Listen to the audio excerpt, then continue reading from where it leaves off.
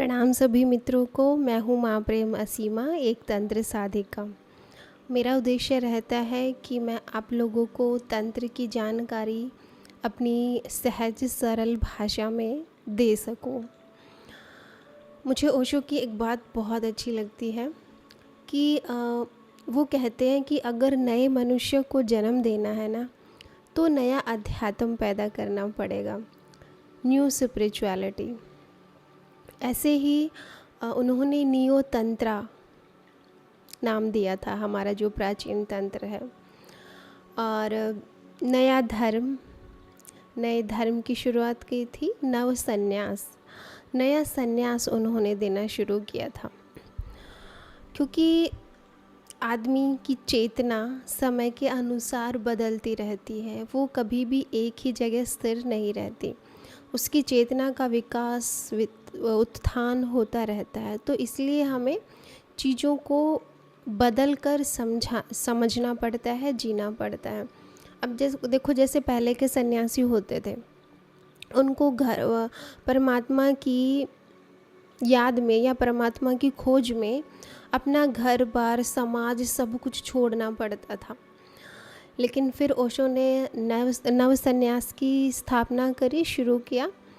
ओशो ने संन्यास दिया उन लोगों को कि जो घर में रह के, बाज़ार में रह के काम कर सके, बाज़ार के बीच में। क्योंकि संन्यास का मतलब हमें हमारी आंतरिक चेतना को बदलना होता है। और ओशो को लगा कि आंतरिक चेतना को बदलने के लिए आज के मनुष्य को, आज के आधुनिक मनुष्य को बाज़ार, समाज, घर परिवार छोड़ने की आवश्यकता नहीं है। वो घर में रह के, संबंधों के बीच में रह के भी सन्यासी हो सकता है।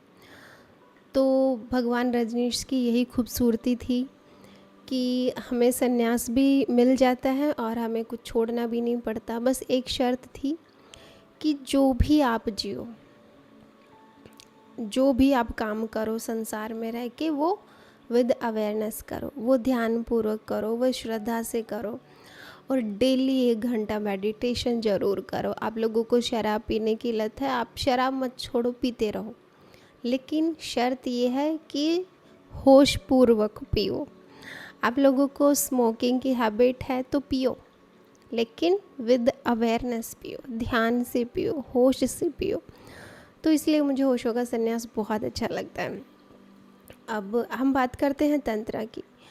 तो पहले का जो तंत्र था ना, वो सब लोगों के लिए नहीं था, बहुत बहुत बहुत कम लोगों के लिए था। और आज के समय में वो लागू भी नहीं होता।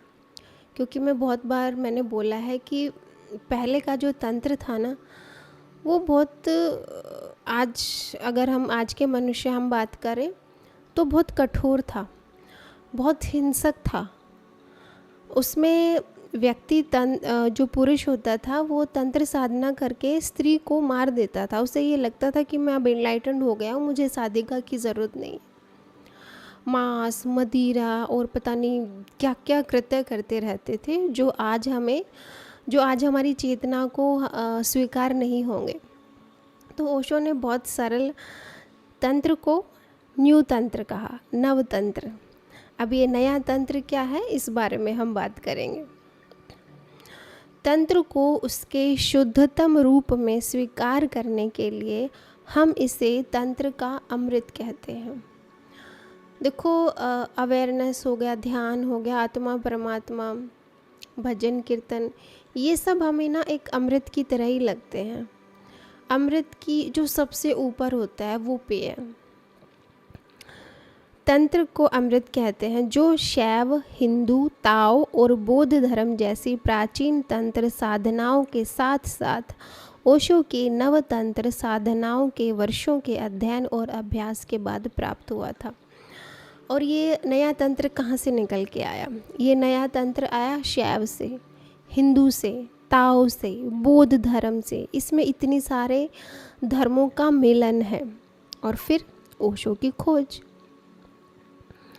हिंदू पौराणिक कथाओं के अनुसार अमृत, जिसे अमृता का अमृत भी कहा जाता है, वो दिव्य द्रव होता है जो समुद्र मंथन के दौरान देवताओं और असुरों के बीच युद्ध के दौरान अस्तित्व में आया था।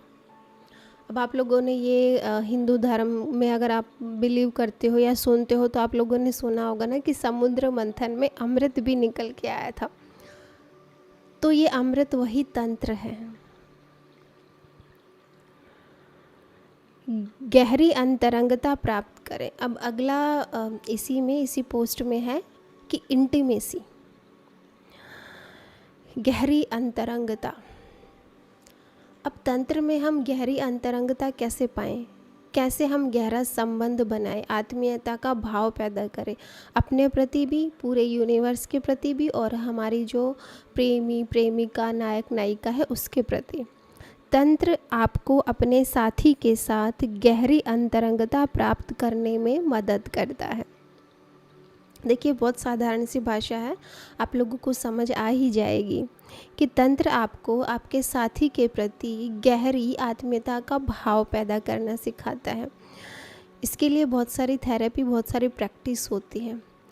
अब आपको लग रहा होगा कि ये तो बहुत आम है कि मैं अपने पार्टनर के साथ गहरे संबंध बनाऊं, बट आप सोच के देखिए, आपका जो पति है, आपकी जो पत्नी है, क्या आपको सच में लगता है कि आपका उसके साथ आत्मीयता का भाव है?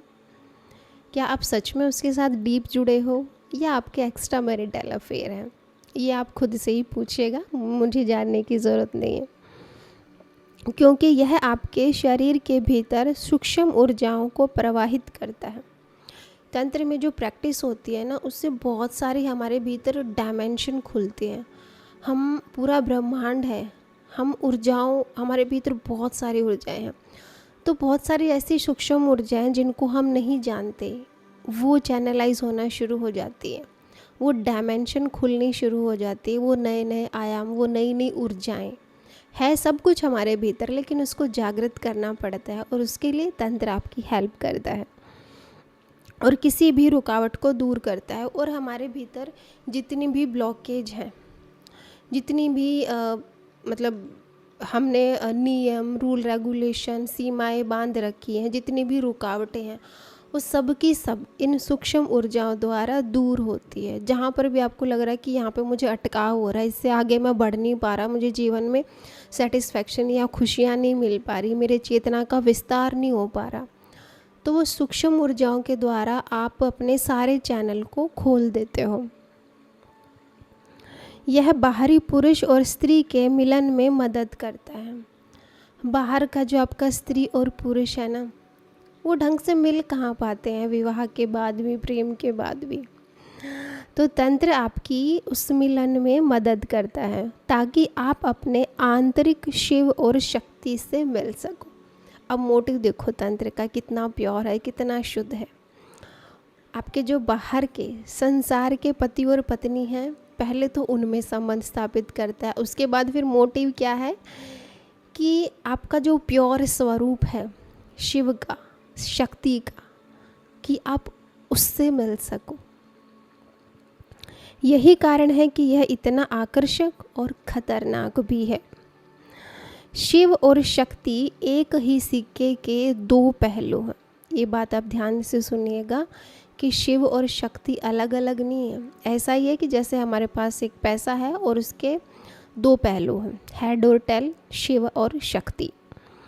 वे एक अत्यंत शक्तिशाली और अविनाशी शक्ति हैं। अब शिव की शक्ति से तो आप परिचित होंगे, माँ पार्वती की शक्ति से भी आप परिचित होंगे कि वो अत्यंत शक्तिशाली हैं। और ये कोई और नहीं है कि कहीं दूर आसमान में बैठा है शिव शक्ति, हमारे भीतर ही है। उसी को हमें जागृत करना है। हम ही वो अविनाशी शक्ति हैं जो मिलकर ब्रह्मांड का निर्माण करती है। हर व्यक्ति अपने आप में ब्रह्मांड है। हमारे मिलन से जो बच्चे पैदा होते हैं वो ब्रह्मांड ही तो है। हम निर्माण ही तो करते रहते हैं पल पल। तो इस आध्यात्मिक रूप से, इस आध्यात्मिक भाषा से आप अपने जीवन को समझ के देखिए, तब कितनी दिव्यता प्रकट होती है उसके प्रति। अभी जो जीवन हमें तुच्छ लगता है, साधारण लगता है, लेकिन तंत्र की भाषा में, अध्यात्म की भाषा में आप समझेंगे ना, तो आपका जीवन साधारण नहीं है, क्योंकि आप साधारण नहीं हो, आप शिव हो। आप वो शक्ति हो अनंत। तंत्र आपको गहन ध्यान तकनीकें सिखाता है। तंत्र में हम बहुत डीप थेरेपी सीखते हैं, बहुत डीप टेक्निक सीखते हैं, जो आपको जीवन के हर पहलू का अन्वेषण करने की स्वतंत्रता देता है। हम सब लोग ना डरे बैठे हैं, हम अपना जीवन अच्छे से पूरा नहीं जी पाते। हमें ये गंदा लगता है, ये पाप लगता है, ये नकारात्मक लगता है, नहीं ये हमें नहीं जीना है। हम इन दुविधाओं में, इन ड्युअलिटी में जीते हैं। लेकिन तंत्र हमारी सारी धारणाएं तोड़ता है, तंत्र हमारी सारी बाउंड्रीज़ तोड़ता है और हम पूरा का पूरा जीवन धारण करते हैं, इस लायक हमें बनाता है। यह विकास का एक ऐसा मार्ग है जो आपको जीवन के सभी रंगों को अपनाने में मदद करता है। हमारे जीवन के बहुत सारे ऐसे डार्क पहलू हैं जिनको हम जीना नहीं चाहते। आप लोगों को भी अगर आप बचपन में याद करो या अपनी जवानी में या अपने पिछले पास्ट समय में जाओ, तो बहुत सारे ऐसे रंग हैं जिनसे हम भयभीत हैं, जो हमारा मन तो करता है जीने का, लेकिन साहस नहीं है, हिम्मत नहीं है। तो तंत्र आपको जीवन के सभी रंगों को स्वतंत्रतापूर्वक, श्रद्धापूर्वक जीना सिखाता है। यदि आप तंत्र का अभ्यास करना सीखते हैं तो यह आपके दैनिक जीवन में शक्ति, स्पष्टता और आनंद लेकर आता है। अब हम चीज़ों को लेकर ना स्पष्ट नहीं है, हमारी क्लियर थॉट नहीं रहती बहुत सारी चीज़ों को लेके, तो वो क्लियरिटी आपके भीतर आती है, वो शक्ति आपके भीतर आती है, वो पावर, वो कॉन्फिडेंस आपके भीतर आता है कि आप पूरा जीवन अपना स्वीकार कर सको। अब है परम जागरूकता। अब ये तो थी इंटीमेसी, अब अगला है परम जागरूकता। आपकी सुपर कॉन्शियसनेस, हायर कॉन्शियसनेस, आपका शुद्धतम स्वरूप। तंत्र परम जागरूकता का मार्ग है। अगर आपको अपने जीवन में जागना है ना, बेहोशी और मूर्छा तोड़नी है, तो आपको तंत्र का मार्ग अपनाना चाहिए। अधिकांश आध्यात्मिक मार्गों के विपरीत तंत्र कामुकता को नज़रअंदाज नहीं करता। अब आप लोगों ने महसूस किया होगा कि जो अदर स्पिरिचुअल पाथ है, दूसरे आध्यात्मिक रास्ते हैं, वो हमारी कामुकता को नहीं अपनाते, हमारी सेक्सुअलिटी को नहीं अपनाते, वो ब्रह्मचर्य का पालन करना सिखाते हैं। बट तंत्र इसको नज़रअंदाज नहीं करता, तंत्र इसको समाहित करता है। इसके बजाय यह आपको दिखाता है कि कैसे कामुकता भी व्यक्तिगत ज्ञान उदय का द्वार हो सकती है। देखो कितनी खूबसूरत लाइन है कि तंत्र हमें सिखाता है, और चीज़ों के विपरीत होके, कि व्यक्तिगत रूप से आपकी जो कामुकता है, आपकी जो सेक्सुअलिटी है, वो भी मार्ग बन सकती है आपके ज्ञान के उदय में, कि आपके भीतर ज्ञान का उदय हो सके तो आप अपनी सेक्सुअलिटी का इस्तेमाल कर सकते हो। हालांकि इसका अभ्यास करने के लिए जागरूक होना बहुत ज़रूरी है, अवेयरनेस चाहिए, इसके लिए बेहोशी काम नहीं आएगी। तंत्र वास्तव में हमारे जीवन के आंतरिक क्षितिज का विस्तार करने के बारे में है। जैसे कि मैंने बताया ना कि हर व्यक्ति अपने आप में यूनिवर्स है, ब्रह्मांड है, तो हमारे भीतर जितना भी विस्तार हो सकता है, जितने भी हमारे भीतर क्षितिज हैं, उनका सबका विस्तार, मतलब हर चक्र का विस्तार करना सिखाता है हमें, न कि उसे वासना के स्तर तक सीमित करने के बारे में।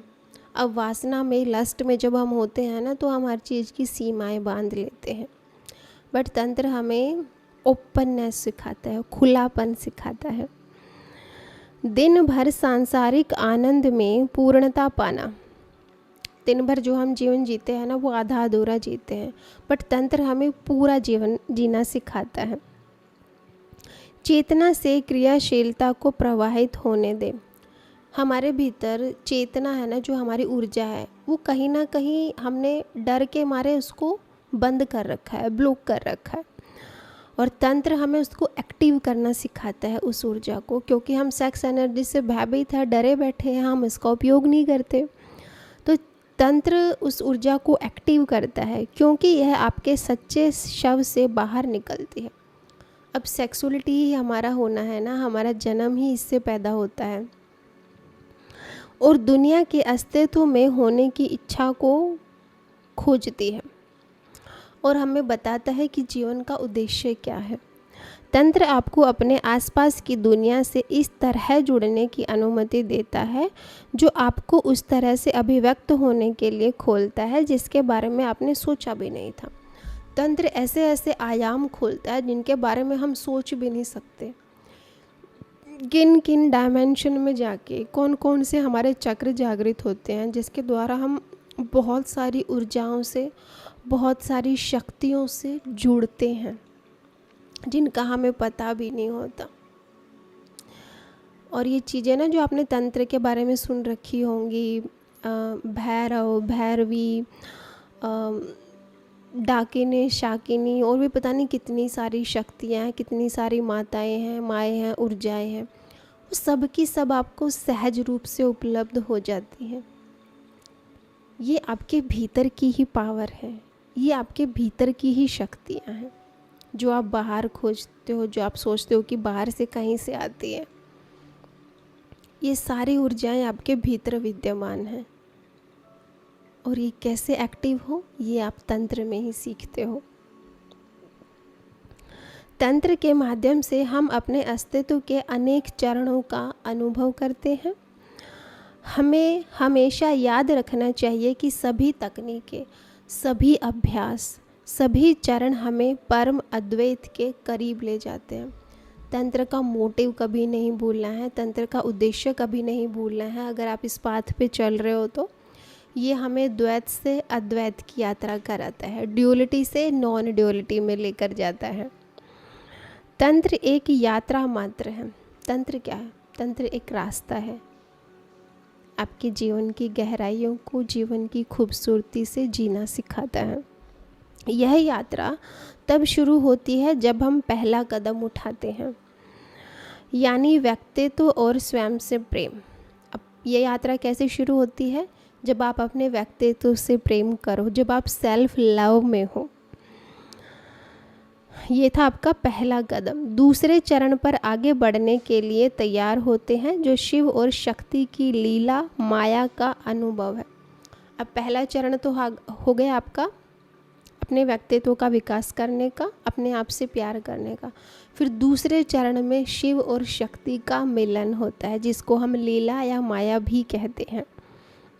यह आंतरिक शिव और शक्ति को सक्रिय करके आंतरिक पुरुष और स्त्री को एकाकार करने के बारे में।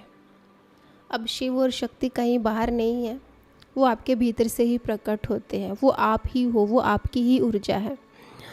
तो ये आंतरिक शिव और शक्ति के रूप को मिलाता है, आंतरिक पुरुष और स्त्री को एकाकार करता है, जिसको हम बाहर अर्धनारीश्वर के रूप में भी देखते हैं। ये दोनों ऊर्जा हमारे भीतर ही है। शिव की ऊर्जा भी हमारे भीतर है, शक्ति की ऊर्जा भी हमारे भीतर है। हम ही वो अर्धनारीश्वर का रूप है। भले आपको पता हो या ना पता हो, इससे कोई फर्क नहीं पड़ता। जब यह हो जाता है तो तीसरा चरण ऊपर उठकर अपने अद्वैत में स्थिर होता है। और जब ये शिव शक्ति का मिलन हो जाता है ना, तो फिर तीसरा चरण आता है जो आपको द्वैत, मतलब दो थे पहले तो शिव और शक्ति, फिर अद्वैत में उठाता है, फिर वो एक हो जाता है। इसका अर्थ है कि हम उस शाश्वत अस्तित्व के गर्भ में वापस जाते हैं जहाँ सारा आनंद है। इसका मतलब है कि जहाँ से हम आए थे ना, वहीं पर हम दोबारा चले जाते हैं, उसी गर्भ में, उस माँ के गर्भ में। माँ मतलब ये पूरे यूनिवर्स का गर्भ, जहाँ पर हमें परम आनंद की स्थिति उपलब्ध होती है। तंत्र की यात्रा तब समाप्त होती है जब हम वहाँ वापस जाते हैं जहाँ से हम स्वाभाविक रूप से आए हैं। जब हवा आपकी त्वचा को छूती है तो वह परम अनुभव तंत्र है। अब दैनिक जीवन में हम इसका अभ्यास कैसे करें, कैसे इसको जान सकते हैं? जब फ्रेश एयर, ताज़ी हवा आपको छूती है ना, तो वो तंत्र है, वो स्पर्श तंत्र है। जब किसी पक्षी की मधुर ध्वनि आपके कानों तक पहुंचती है तो वो तंत्र है।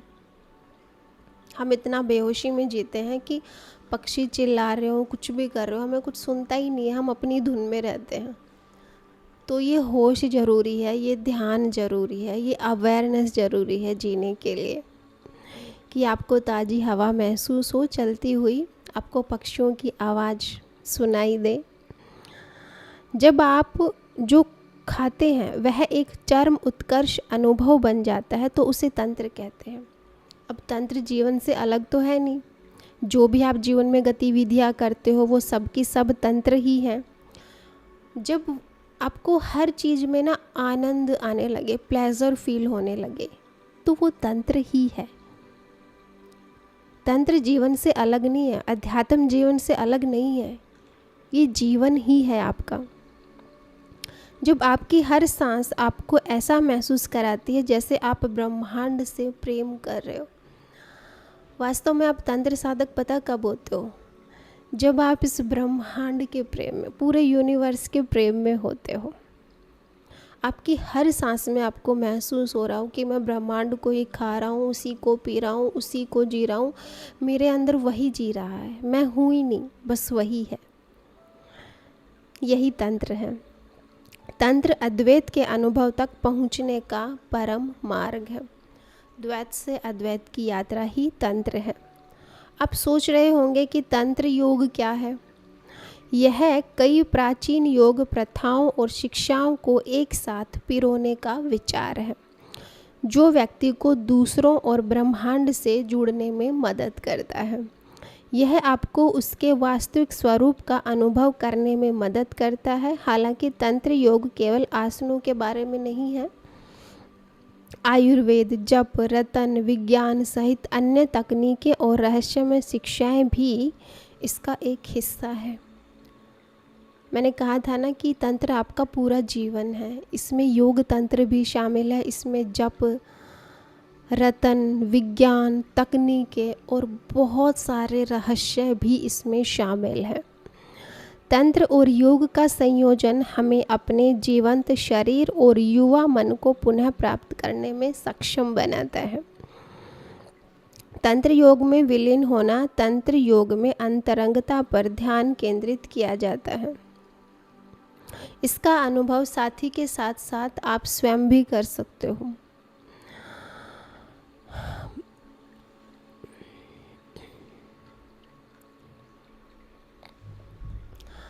तो ये था आज के तंत्र की थोड़ी बहुत शेयरिंग जो मुझे अच्छी लगी और मुझे लगा कि मुझे आप लोगों के साथ शेयर करनी चाहिए।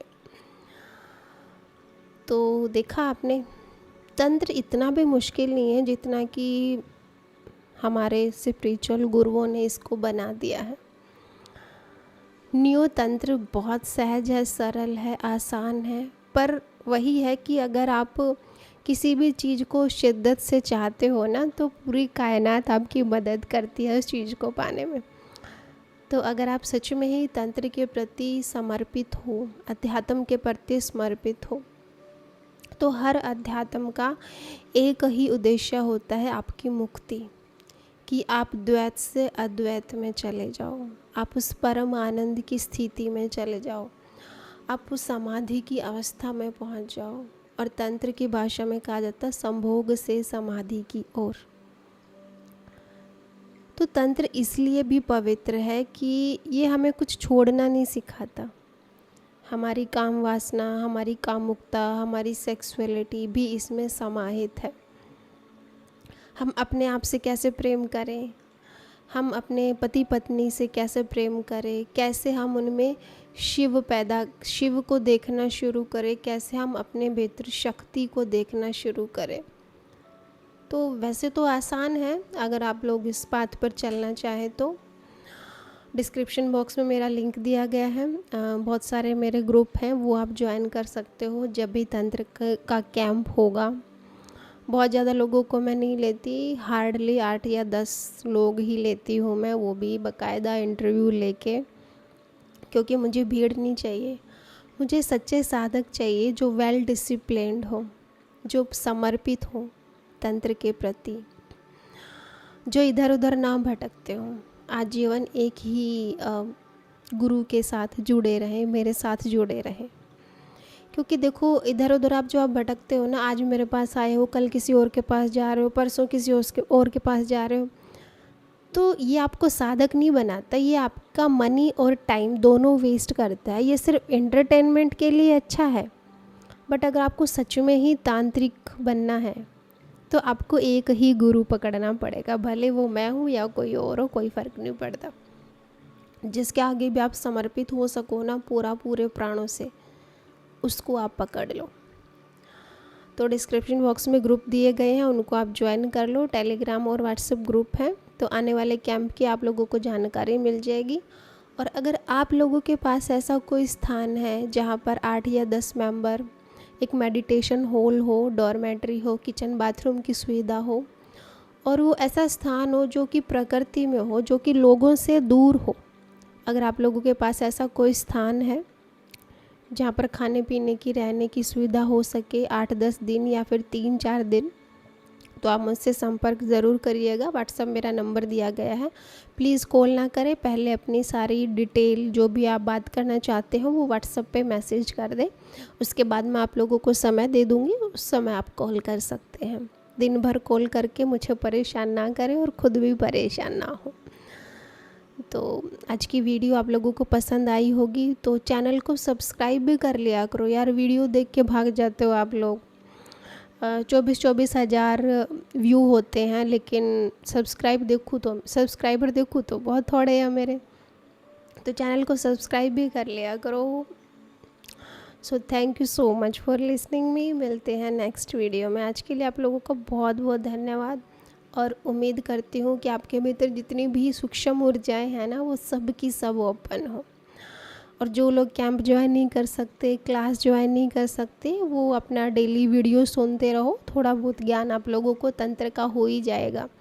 जितने भी मिथक है, जितनी भी धारणा है, जितना भी हाव हल्ला है तंत्र को लेके, वो सब का सब आपका मैं ख़त्म कर दूँगी धीरे धीरे। ठीक है, ओके बाय, कल मिलते हैं।